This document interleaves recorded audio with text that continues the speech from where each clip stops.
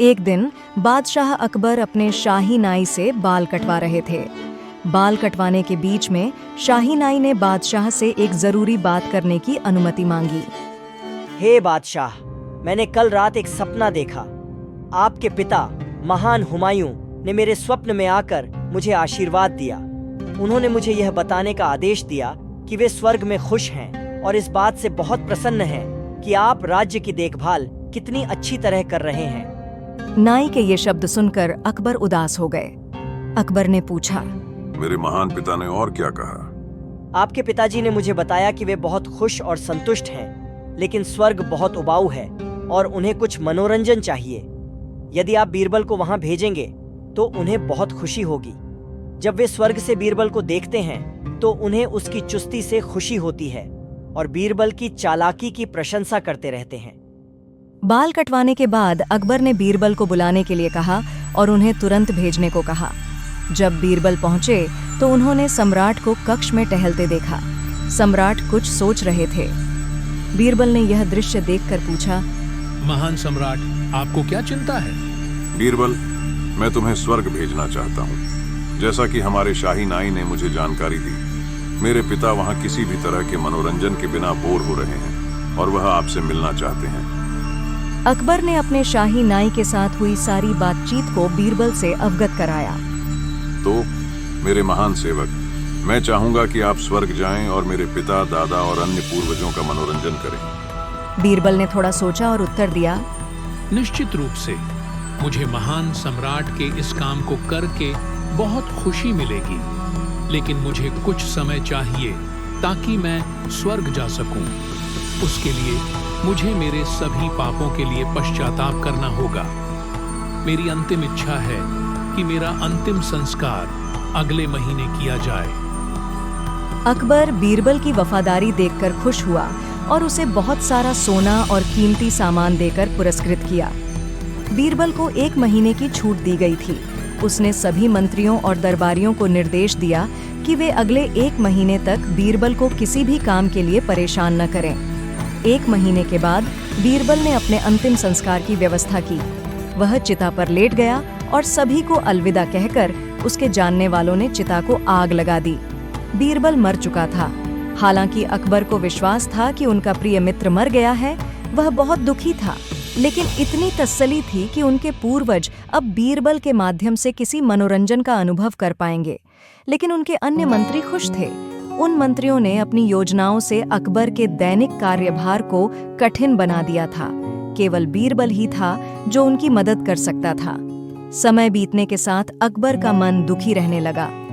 कुछ महीने बाद एक दिन जब अकबर किसी प्रशासनिक कार्य में व्यस्त था, अचानक बीरबल उसके दरबार में आया। अकबर बीरबल को अपने सामने खड़ा देखकर चकित रह गया और सोचा, क्या यह कोई और हो सकता है? कोई जो बीरबल जैसा दिखता हो? नहीं, यह बीरबल ही था। वह वैसे ही दिख रहा था, सिवाय इसके कि उसकी दाढ़ी बहुत लंबी और गंदी थी और बाल बिखरे हुए थे। अकबर बीरबल को अपने सामने देखकर खुश हुआ और स्वर्ग का हाल पूछा। बीरबल ने हाथ जोड़कर उत्तर दिया, आपके पूर्वज वहां स्वर्ग में सदियों से हैं। उन सब की दाढ़ी उनके कद से भी बड़ी हो गई है। वे चलते समय उसमें उलझकर गिर पड़ते हैं और यही कारण है कि उन्होंने मुझे वापस पृथ्वी पर भेजा है, ताकि मैं आपसे कह सकूं कि अपने शाही नाई को स्वर्ग भेजें। इस तरह वे अपनी दाढ़ियां ठीक करवा सकते हैं। अकबर ने तुरंत आदेश दिया कि शाही नाई को बुलाया जाए। जब उसने शुरुआत में मना कर दिया तो अकबर ने उसे मारने का आदेश दिया, ताकि वह अपने पूर्वजों को खुश करने के लिए स्वर्ग जा सके। मौत को सामने देखकर शाही नाई अकबर के चरणों में गिर गया और माफी मांगी। बीरबल यह जानता था कि यह काम अकेले शाही नाई का नहीं है।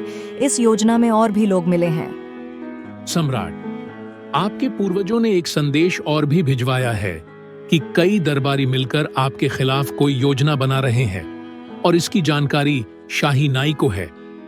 बीरबल ने उससे कहा कि वह अकबर से माफी मांगे और उन्हें कारण बताए कि क्यों वह स्वर्ग नहीं जाना चाहता। साथ ही कौन गद्दार हैं इस दरबार में।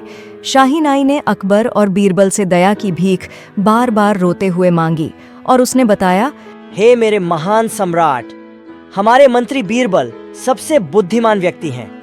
दरबार में कई मंत्री उनसे ईर्ष्या करते हैं। चूंकि आपने बीरबल को कई पुरस्कार दिए हैं, इसलिए वे उन्हें मारना चाहते थे। इस उद्देश्य के लिए वे मेरे पास आए और मुझे आपके पिताजी के बारे में कहानी बनाने को कहा। कृपया मुझे माफ कर दें। अकबर ने मंत्रियों के नाम पूछे। उनकी बात सुनने के बाद अकबर समझ गया कि उन्होंने बीरबल को मरवाने की कोशिश की थी। सम्राट ने उन सभी को आदेश दिया कि वे बीरबल को भारी जुर्माना दें और उन्हें शाही दरबार से हटा दिया गया। शाही नाई समेत सभी दरबारियों को देश निकाला दिया गया। ये सब निपटाने के बाद अकबर ने बीरबल से माफी मांगी।